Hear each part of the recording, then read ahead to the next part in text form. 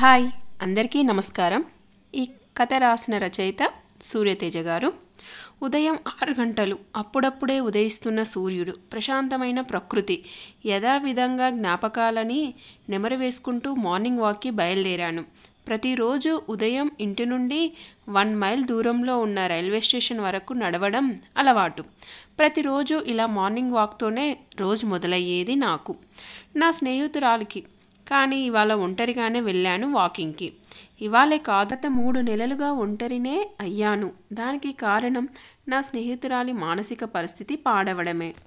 చాలా చురుకైన అమ్మాయి. ఇలా అవ్వడానికి కారణం జీవితంలో అతి ముఖ్యమైన విషయంలో తీసుకున్న తప్పుడు నిర్ణయమే. ఇలా ఆలోచిస్తుంటే స్టేషన్ సమీపించింది. గతం ఒక్కసారిగా కళ్ళ ముందు మెదిలింది. కళ్ళు చెమ్మగిల్లాయి. తన జీవిత పయనం శూన్యం వైపు మొదలయ్యింది ఈ స్టేషన్ నుండి కదా. జ్ఞాపకం వల్ల వచ్చే నవ్వు పెదవిపై ఆనంద భైరవి అయితే, జ్ఞాపకం మిగిల్చే కన్నీటి చుక్క శివారంజని. కాలం కడగలేని ఒకే ఒక్క వస్తువు జ్ఞాపకం. ఇంతకీ నా స్నేహితురాలి పేరు చెప్పలేదు కదా. శశిర. చాలా అందంగా ఉంది కదూ. పేరే కాదు, పేరుకు తగ్గట్టు మనిషి కూడా అందంగా ఉంటుంది. ముత్యంలా మెరిసే చర్మం, కోకిల స్వరం, బంగారు వర్ణంలా ఉండే ఛాయ, పున్నమి నాటి చంద్రునికి ఉండే శోభ.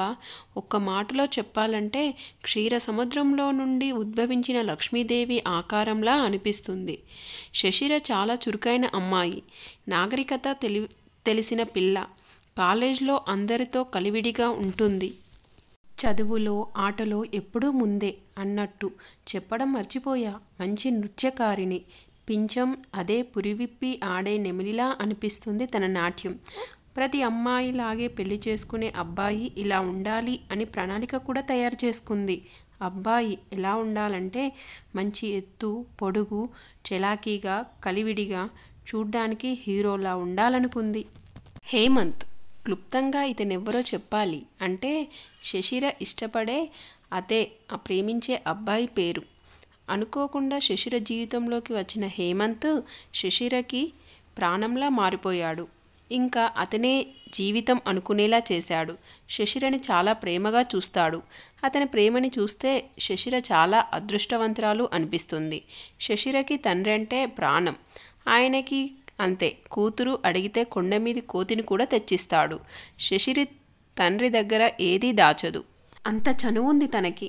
హేమంత్ని ప్రేమిస్తున్న విషయం తండ్రికి చెప్పినప్పుడు, భారతదేశంలో ప్రేమించాను అని కూతురు చెప్పగానే ప్రతి తల్లి తండ్రి అడిగే ప్రశ్న జాబ్, జీతం, కులం. శశిర దగ్గర అన్నింటికీ జవాబులున్నాయి. హేమంత్ సాఫ్ట్వేర్ ఇంజనీర్, నెలకు 7,500 జీతం. కులం బాధ కూడా లేదు. ఇంకా కాదు అని చెప్పడానికి కారణాలు కూడా ఏమీ లేవు. కూతురి మీద నమ్మకంతో వాళ్ళు కూడా ఏం అనలేకపోయారు. అలా శశిర ప్రేమ 3 పువ్వులు 6 కాయలుగా సజావుగా సాగుతుంది. అన్నీ అనుకున్నట్టే జరిగితే అది జీవితం ఎందుకవుతుంది? కార్తీక్. శశిర జీవితంలో చాలా చిన్న పాత్ర అయినా ముఖ్యమైన పాత్ర ఇతనిది. కార్తీక్ శశిర క్లాస్మేట్. చాలా నెమ్మదస్తుడు. కాలేజ్లో అందరికీ తనంటే గౌరవం. ఇక కాలేజ్ ఒకే క్లాస్ అయినా వేర్వేరు సెక్షన్స్. కార్తీక్ చాలా అమాయకుడు. ఎవరితోనూ ఎక్కువగా మాట్లాడడు. ఇంకొకరి గురించి తప్పుగా మాట్లాడడు. ఇంకా అమ్మాయిలతో మాట్లాడడం అంటే నత్తనడకలానే. అలాంటి కార్తీక్కి శశిర అంటే చాలా ఇష్టం. కానీ ఎప్పుడూ చెప్పే సాహసం చేయలేదు. స్నేహితులు ఆట పట్టించడం వల్ల అలా ఆ విషయం శశిరకి తెలిసింది. కానీ ఏనాడు కార్తీక్ చెప్పే ధైర్యం చేయలేకపోయాడు. శశిరకి కార్తీక్ ఎవరు ఏంటి అన్నది కూడా తెలియదు. అంత సైలెంట్ కార్తీక్. ఇక శశిరకి ప్రేమ విషయం చెప్పడం జరిగే పనేనా? కార్తీక్ శశిరకి ఎలా అయినా తన ప్రేమ విషయం చెప్పాలనుకున్నాడు. తనకున్న ధైర్యం అంతా కూడగట్టుకొని ఒక ప్రేమలేఖ రాశాడు. స్వతహాగా కవి కలలు ఉన్న కార్తీక్కి ప్రేమలేఖ రాయడం కష్టం అవ్వలేదు. కాగితం పైన చెదరని అక్షరంలా, హరితవనంలో వాడని పువ్వులా, సంద్రంలోకి మారాలని తపించే అలలా నా హృదయంలో నీవే నిండి ఉన్నావు. నీ కనుచూపుల ఉషోదయం కోసం నా నిశిది మనస్సు ఎదురుచూసే నీ నడకల అలల కోసం పైనపు తీరం ఆగిపోయింది. నీ పలుకుల మాధుర్యం కోసం నా తేనెటీగల శ్రోత్రాలు తపించే ప్రకృతి సోయగాలు కలవోసుకున్న నీ కోసం నీ వేచి చూసి అరచేతిని అందిస్తావా కడవరకు తోడుంటాను మరు జన్మకి వరమిస్తావా ఈ క్షణమే మరణిస్తాను నిన్ను నీ తండ్రిలా చూసుకోలేకపోవచ్చు కానీ మా అమ్మలా చూసుకోగలను ఇలా కవిత్వంలా తన ప్రేమని అందమైన కావ్యంలా మలిచి ఒక లేఖ తయారు చేసి ఒక కవర్లో పెట్టి ఆ కవరుపై ఇలా రాశాడు. ఈ లేఖ నచ్చితే నా కోసం సెప్టెంబర్ 1 ఉదయం 7 గంటలకు సికింద్రాబాద్ రైల్వే స్టేషన్కి రండి. మీకోసం 2వ ప్లాట్ఫామ్పై మ్యాగజైన్ షాప్ దగ్గర ఎదురు చూస్తూ ఉంటాను. మీకు నచ్చకపోతే రాకండి. ఓటమితో మళ్ళీ మీ ముందు తిరగలేను.